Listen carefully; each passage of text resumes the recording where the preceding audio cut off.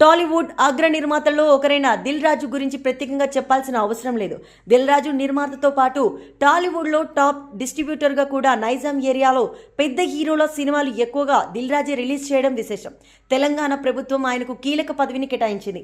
తాజాగా ఆయన Telangana film development corporation చైర్మన్గా పదవికి ప్రమాణ స్వీకారం చేశారు.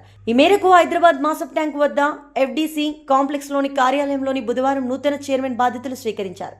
ఎందుకంటే ఒకప్పుడు ఎఫ్డీసీ అంటే సినిమా ఇండస్ట్రీకి అన్ని రకాలుగా సినిమా ఇండస్ట్రీలో ఇన్వాల్వ్ అయి ఉండేది.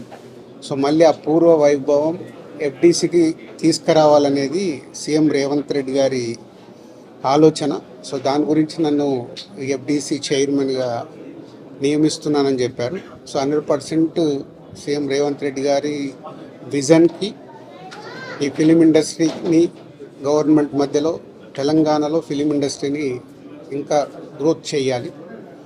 అలాగే తెలంగాణ ఇంతకుముందు తెలంగాణ తెలుగు సినిమాలకి, అలాగే ఇప్పుడు స్టేట్స్ సపరేట్ అయిన తర్వాత తెలంగాణలో తీసే సినిమాలకి ఎంకరేజ్ చేస్తూ ఈ సంస్కృతి, తెలంగాణ సంస్కృతిలో సినిమాలు వచ్చేలాగా ప్రయత్నం చేస్తూ తెలంగాణలో ఫిలిం ఇండస్ట్రీని గ్రో చేయాలి. అలాగే తెలుగు ఫిలిం ఇండస్ట్రీ ఇప్పుడు హైదరాబాదులో మద్రాసు నుంచి హైదరాబాద్ వచ్చినప్పటి నుంచి ఎంతో తెలుగు ఫిలిం ఇండస్ట్రీ గ్రో అయింది.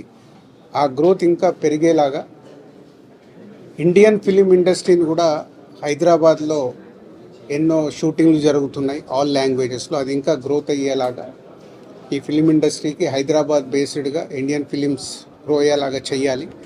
ఇలాంటి ఎన్నో ఆలోచనలతో సీఎం రేవంత్ రెడ్డి గారు ఈ ఎఫ్డీసీ చైర్మన్గా నన్ను నియమించారు.